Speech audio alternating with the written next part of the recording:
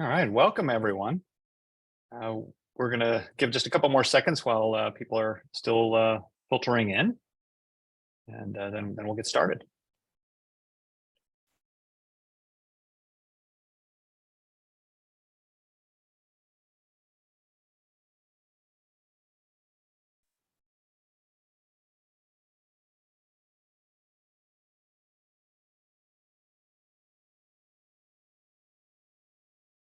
All right. Well, thank you so much for joining today for today's quick chat here. I'm Mitch Lovett, and I'm excited to talk to you about what AI means for business education. So I'm going to talk about this in a sense that we're all on this journey of learning and understanding about how AI is going to impact the world. And this is kind of part of that journey. And I am going to share my perspective. I'll give you a little points about what that perspective is. I've been 15 years here at Simon as a professor focusing on quantitative marketing, which as a field is now infused with AI and AI-related models. But today, mostly, I'm going to be talking from the perspective of my role as the Senior Associate Dean of Education Innovation, where we're innovating programs and thinking about, how does AI affect what we should be teaching, how we should be teaching, and so forth. So in my perspective on this is I'm kind of an optimist and believe AI is going to be the biggest innovation in education in modern times for a positive thing, not a negative.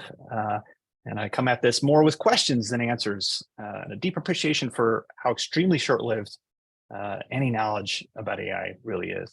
And so I want to just, as a proof point of that is the blog post that initiated this conversation. I had to substantially update even since that material, which is just a few months ago. So things are moving quickly, and it's changing how we think about the world. So with that introduction, I'm going to go ahead and get started on our conversation. So as background, ChatGPT was released by OpenAI in November 2022. It has huge potential to transform how we create, communicate, retain, summarize knowledge. And we're going to be thinking today about what does this mean for the academic community, in particular business education. So what will we be exploring? Well, we're going to be exploring ChatGPT in particular. That's going to be the tool we're focused on. But of course, AI is much bigger than ChatGPT. AI is everywhere. And anytime you use your phone and text completes a word for you, that's AI. When you're, calling up and you're dealing with customer agents that are, artificial, that's all AI. So we're interacting with AI all the time. And there are many tools out there that we can access to leverage now, from videos and visual types of creation to the text tools that we're going to be focused on today, like ChatGPT. So we're going to talk about what is ChatGPT, what are ChatGPT's primary strengths and weaknesses, can it fully replace human intelligence, and what is AI's impact on Simon will kind of be our closing points in connecting this to business education. So what is AI? What is ChatGPT? Artificial intelligence is what ChatGPT is. It's a large language model. It's a particular kind of artificial intelligence trained on a huge amount of data. And it basically forms predictions of what words go with other words. And so it's creating this associative network of words and the strength and the relationship between those words. And what that's about is this kind of framework of analysis called deep learning models. They're built on these neural networks concepts that kind of originally were meant to mimic the way the brain works and creates associations between things and memory and neurons firing and so forth. But these deep learning models, although intended to mimic human intelligence, is artificial. It's really just making predictions. Okay, what should go next kind of predictions. And it's also important, it's not just trained on this vast amount of data, but actually to get to ChatGPT being what the quality performance it has today, it required human judgment as well in the form of what sometimes referred to as reward engineers. These are individuals who provide basically feedback to ChatGPT, judgments about the output that it produces. How good is it? How bad is it in creating the kind of response to the prompt that it gave? This is what's referred to as reinforcement learning. It's kind of, learning from experience, but ChatGPT can't do that on its own. It does that with human judgment involved. And so on top of all those thousands of things that are out there in the world of data it's interpreting, it also has this kind of human judgment reinforcement learning components. That's really important to the success it's had. Okay, so what are its strengths and weaknesses? So ChatGPT really good at writing statements, drawing on widely available knowledge. So it's stuff that is in its training data set. It's going to do really well with summarizing, explaining, contrasting things. And I'll give you a couple quick examples here. These are, this one, what are the best hikes near Rochester, New York? So I like to hike. These are all great examples of good hikes in the area. If you're coming back or coming to Rochester or living in Rochester, all decent places. So it's pretty good at that kind of thing. It's pretty good at explaining and contrasting things. So this is an example from my own field of marketing. So I asked it to contrast the benefits and costs of cost per click versus cost per acquisition measures of digital advertising campaigns. So it creates some stuff, and this is just part of the response here. And it does a pretty good job. If I were grading this as an exam question, I'd probably get at least a B+, but it's not a solid A answer. Okay, so this does pretty well at summarizing this kind of stuff, but it doesn't necessarily have the same level of expertise because it's just forming these associations. And so if that expertise is not available in the training data, it isn't able to have that kind of precision. So it does pretty well in this kind of thing. Where I think actually it's pretty impressive is when you engineer your prompt much more and you can get it to act as a role. And so in that process, I'm going to give you an example here where in one of my courses I teach, I have students writing reflections about an activity they're doing. And here I'm seeing whether or not ChatGPT can perform the coaching role for the individual students. So I asked with a pretty extensive prompt in this case, you can see this prompt at the top left, to act as a coach. And I give it kind of the setup, what they're doing. And then I actually give it a specific, specific quote that I want it to use as the initialization of the prompt. And then I tell it, what I want it to do, to be encouraging, intellectually curious, support the reflection and growth. And then I tell it, how many responses to have before kind of closing the coaching session. And I want to say that it took me a while to get to this prompt. So, I messed around with this, probably for half an hour or something before I got to this prompt that seemed to work pretty well. But you can see it creates the prompt. The screen is the ChatGPT. And then I'm playing the student in the response here. But I talk about, just some fictional people, but I talk about, the roles that different people played. And then I talk about, we didn't have any conflicts, so it must have worked well together. ChatGPT really picks up on this. It gives us, it gives back some really positive things. Oh, it's great to see this, working harmoniously. But then it challenges and says, oh, that being said, conflict can sometimes be new perspectives. And then it talks about my specific challenger role and asks me questions about that, really getting me to think more deeply. And then I responded some more. And you can see over here, your reflection on the tone decision provides great learning opportunity. You identified crucial assets. So it's giving positive, supportive feedback based on the response, but then also asking questions that extend kind of what the reflection can get at. This is pretty impressive stuff, I thought. So this is to give you a sense, it can do some pretty fundamental stuff with the training that it has with the data. It can also solve simple math problems and steps of math problems. So over here on the left is a net present value calculation. So I gave it this information. And this one is using ChatGPT 4 for this particular activity. 3.5 doesn't quite get it right when I gave the same problem, but 4 sort of basically nails it and does the calculation for you, spits out the answer at the end. Okay, so it can do some stuff that we might care about and maybe worry about at some level in terms of replacing us. It is also really good at coding and correcting code. Those are things that it also sort of stands out and is getting better all the time. So it's not perfect, but it's pretty good. Okay, so what are its weaknesses? Well, the biggest one is what is referred to as hallucinating. And the hallucinating part, I think, is It's basically making stuff up. It doesn't know the difference between truth and untruth. What does it know? It knows associations between words and, sort of what is likely to come next. And so this can create a problem when you want real precision in the responses. So this example of this, I was giving a speech for my advisor who was retiring.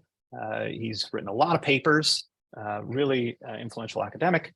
And I asked, well, what are his best 5 papers? And this is what ChatGPT came up with as the best 5 papers. They look fantastic. Unfortunately, none of these is a real paper. They look like real papers. ChatGPT made them all up. So this is what they refer to as hallucination on ChatGPT side. So it can't tell what is real and what's not real. It only predicts missing things and tries to do that well, but is missing the mark in some cases. This hallucination stuff is going to reduce over time, of course, as we correct and help it with the kind of learning process that is happening with the reinforcement learning.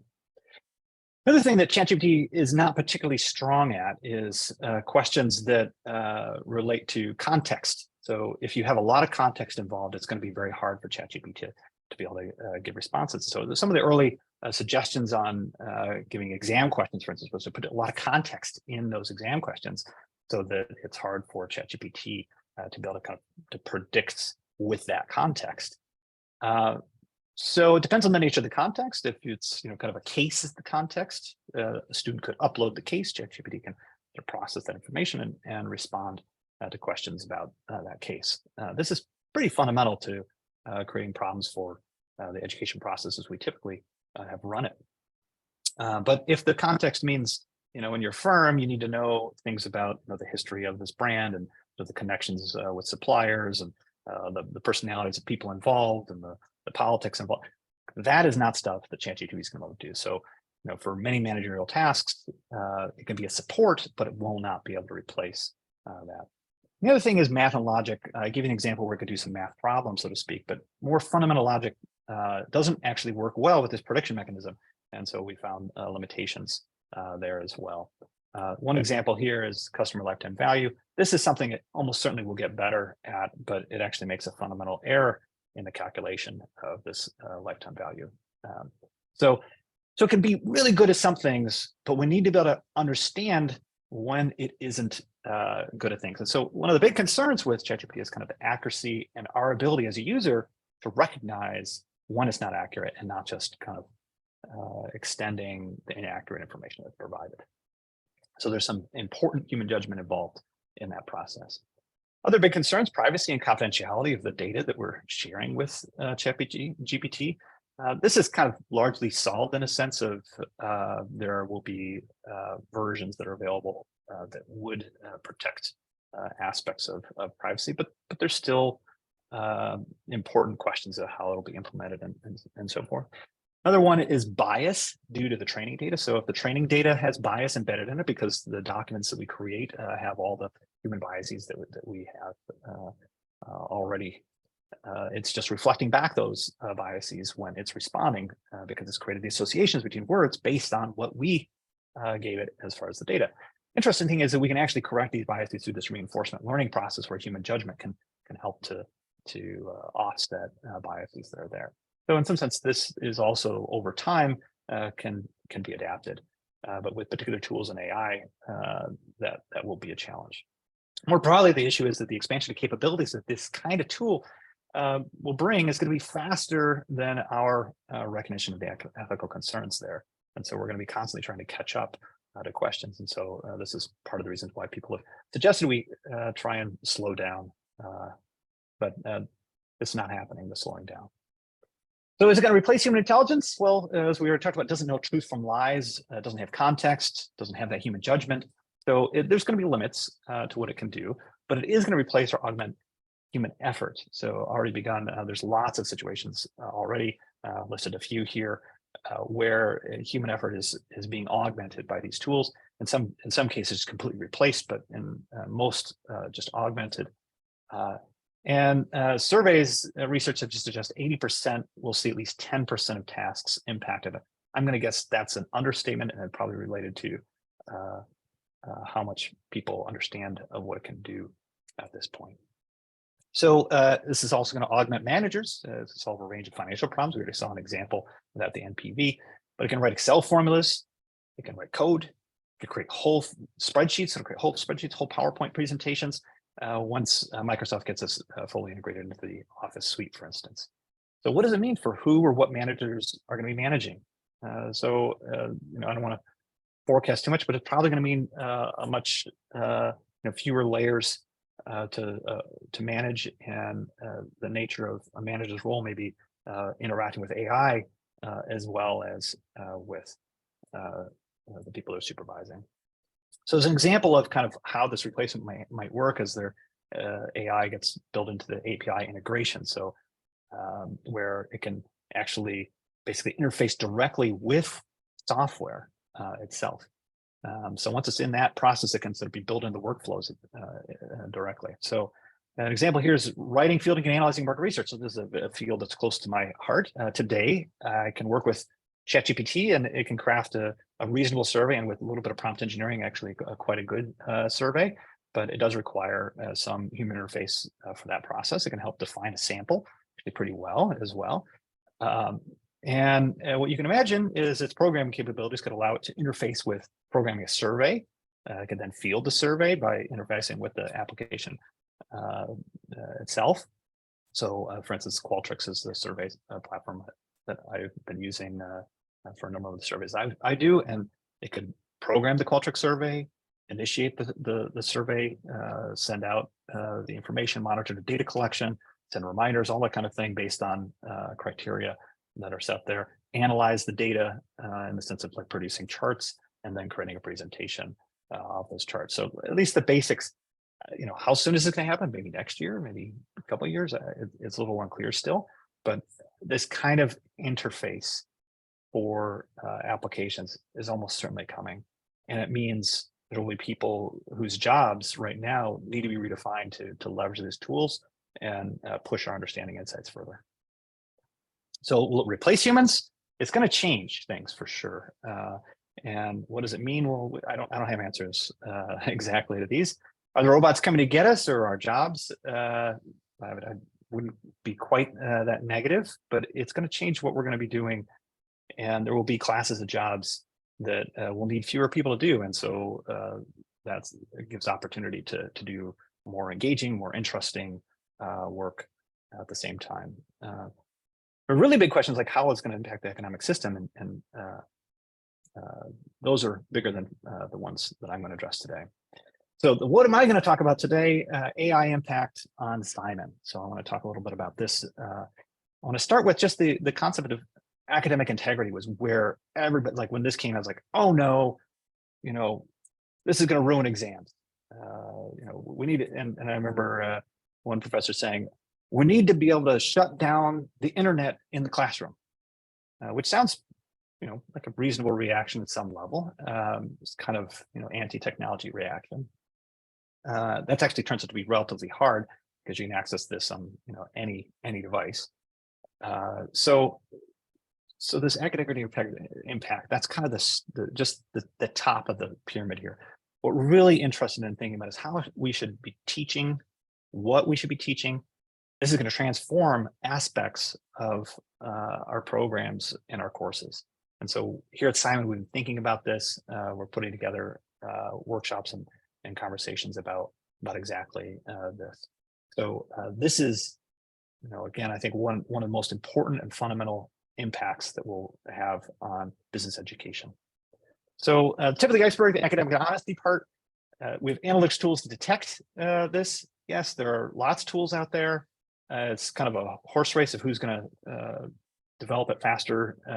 And one of the major problems is that it doesn't take a whole lot of human input to AI-generated response to fool most of these tools, but they are there. This is not the direction, like we're not sort of going down we're going to detect everything kind of path. And there's been significant errors or concerns about even that approach, where professors sort of failed students because the tool said, oh, it's very reasonably likely that this was created by AI, and then the students are challenging it. So how do you handle those situations when the detection is imperfect. So this is a significant challenge, but I think if the question is how do we detect it, kind of asking the wrong question. So what we can do is avoid it altogether. So for some courses, you can do in-person handwritten exams going back in time, so to speak. That will probably increase. Oral exams is something people have talked about as an alternative. Ultimately, you have to evaluate your test method against the AI to see whether or not it can answer your questions. And if it can, then that approach, you have to either embrace that people are going to be using AI or move beyond that approach. And so this is not going to be a good solution for many courses and learning strategies. And so really the deeper thing we need to think about is changing how we're teaching. But I want to emphasize here that for fully asynchronous courses, I can envision a place where AI is going to be able to take the course, quote, for you, or as an AI, take the course, completing assignments, taking exams. It can already answer exams, CPA exam, it can pass the various SAT exams. It can do quite well at. So if it's able to do these things, it's going to be able to interface with courses. So what does it mean to credential somebody in an asynchronous course, fully asynchronous course?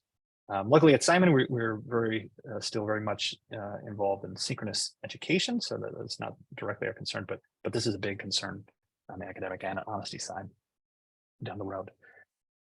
So just below the surface, we got to think about reformulating our lessons. What we're teaching, helping students learn how to leverage AI to do whatever it is that we're thinking about needs to be done.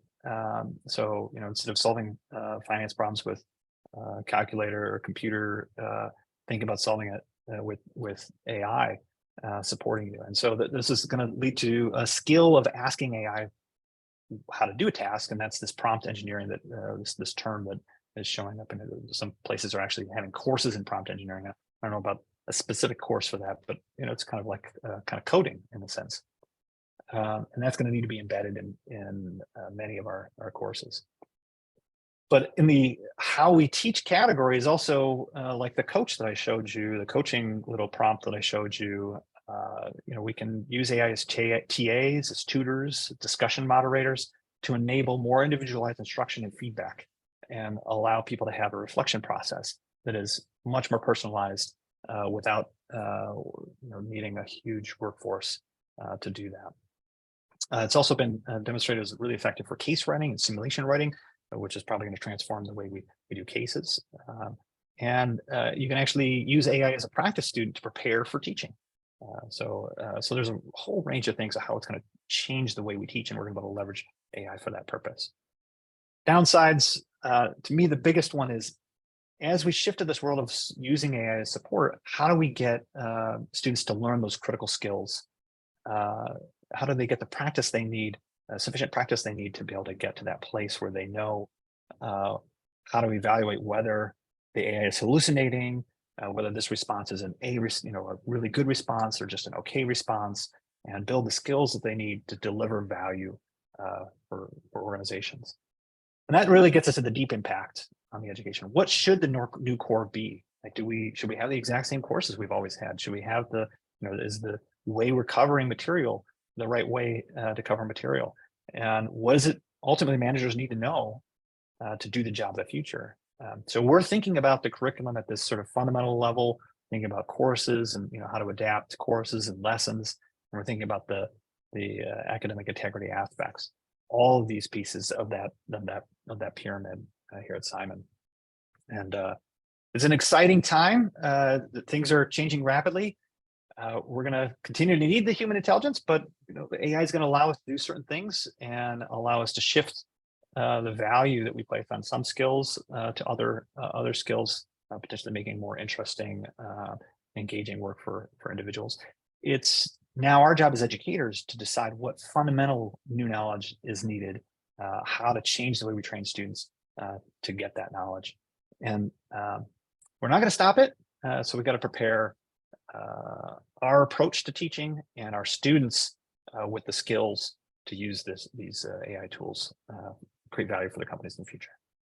So with that, I'll take some questions, and I see there's a number of questions here in the in the Q&A. First one, how many year do you think this transition will have to impact? Advising parents of high school students who want to know how much AI knowledge their child needs to have by the end of high school. I have high school kids myself, and I'm not sure I have the answer to that, but we're talking a few years, and what we think of now will be completely different tasks. So this is it's going to happen very fast. High school students need to be familiar with these tools and need to understand. And to be honest with you, most of them probably are. I know they're using it to, at my son's school, they used it to program a game in a couple hours within a programming course. So they are learning these things already, and it's being implemented into schools, and it should be if not. Why would it make up papers when they're published papers? Yeah, it's a great question. It basically, remember, ChatGPT just has these associations between words. And so it found Stalin and found other words that were associated with Stalin and marketing and the field. And so it's able to construct a title for a paper, but it doesn't have in its memory, like, here's Stalin and here's all the papers for Stalin, because that's not how it's structured yet. Okay, so as it learns more, as it gets trained for that specific area, maybe it will be able to do that, but it's not kind of that precise. Instead of predicting always with what it's doing. Next question. Can you say more about hallucinating? It just makes things up that are not based on fact. Yes, it does. And sometimes it'll make up math formulas.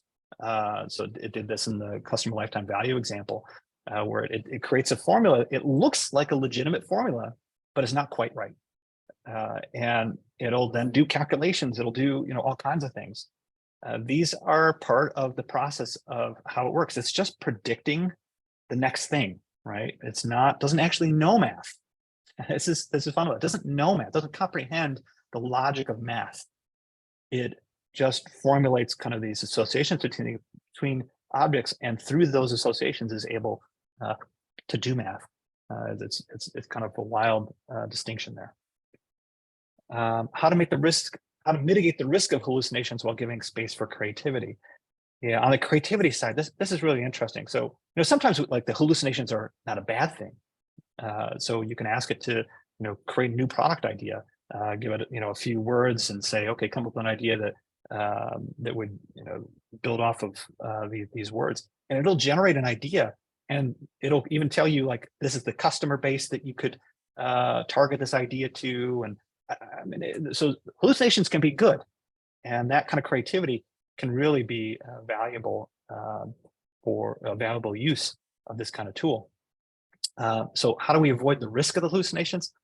I think that has to come back to domain expertise. So you have to have some experts, and probably a level of expertise that's even deeper than the typical business person has, because we normally rely on experts. So if you start relying on ChatGPT and less on experts, you kind of need somebody to check ChatGPT and the output of ChatGPT.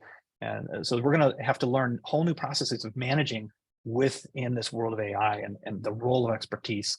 How do we sustain expertise within an organization? A great question.